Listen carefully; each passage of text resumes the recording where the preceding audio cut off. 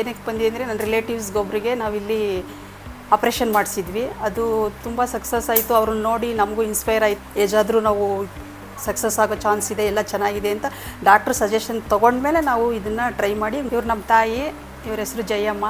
ಇವ್ರ ಏಜ್ ಬಂದು 72 ವರ್ಷ. ನಮ್ಮದು ಮಂಡ್ಯದ ಹತ್ರ ವಿಲೇಜ್ ಹಲ್ಲೆಗೆರೆ ದೊಡ್ಡಿ ಅಂತೇಳಿ. 5 ವರ್ಷದಿಂದ ಮಂಡಿ ನೋವಿತ್ತು ಇವ್ರಿಗೆ. ಇವರು ಬ್ಯಾಂಗ್ಳೂರಲ್ಲಿ ತೋರಿಸಿದ್ವಿ, ಮಂಡ್ಯದಲ್ಲಿ ತೋರಿಸಿದ್ವಿ. ಅದು ಕ್ಲಿಯರ್ ಓಸೆ ಆಗಿರಲಿಲ್ಲ. ಇಲ್ಲಿ ಏನಕ್ಕೆ ಬಂದಿ ಅಂದರೆ ನನ್ನ ರಿಲೇಟಿವ್ಸ್ಗೊಬ್ಬರಿಗೆ ನಾವಿಲ್ಲಿ ಆಪ್ರೇಷನ್ ಮಾಡಿಸಿದ್ವಿ. ಅದು ತುಂಬ ಸಕ್ಸಸ್ ಆಯಿತು. ಅವ್ರನ್ನ ನೋಡಿ ನಮಗೂ ಇನ್ಸ್ಪೈರ್ ಆಯಿತು, ಯಾಕೆ ಅಮ್ಮನೂ ಮಾಡಿಸ್ಬಾರ್ದು ಅಂತ. ಆದ್ದರಿಂದ ನಾವೊಂದು ಡೇ ಯಾವಾಗಲೂ ಒಂದು ವೀಕ್ ಹಿಂದೆ ಬಂದು ಡಾಕ್ಟರ್ ಮಧುರಾವ್ನ ಮೀಟ್ ಮಾಡಿದಾಗ ಅವರೆಲ್ಲ ಸಜೆಷನ್ ಹೇಳಿದ್ರು, ಈ ಥರ ಏಜಾದರೂ ನಾವು ಸಕ್ಸಸ್ ಆಗೋ ಚಾನ್ಸ್ ಇದೆ, ಎಲ್ಲ ಚೆನ್ನಾಗಿದೆ ಅಂತ ಡಾಕ್ಟ್ರ್ ಸಜೆಷನ್ ತೊಗೊಂಡ್ಮೇಲೆ ನಾವು ಇದನ್ನು ಟ್ರೈ ಮಾಡಿ ಮಂಡಿ ಆಪ್ರೇಷನ್ ಮಾಡಿಸಿದ್ವಿ. ಆಪ್ರೇಷನ್ ಆದ ಬೆಳಗ್ಗೆಗೇ ವಾಕ್ ಮಾಡಿಸಿದ್ರು.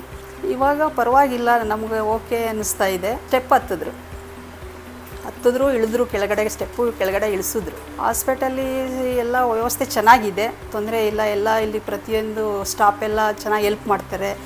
ಮತ್ತು ಡಾಕ್ಟ್ರು ಬಗ್ಗೆ ಹೇಳಬೇಕು ಅಂದರೆ ತುಂಬ ಒಳ್ಳೆ ವ್ಯಕ್ತಿ ಅಂತ ಹೇಳ್ತಾ ಇರೋದು.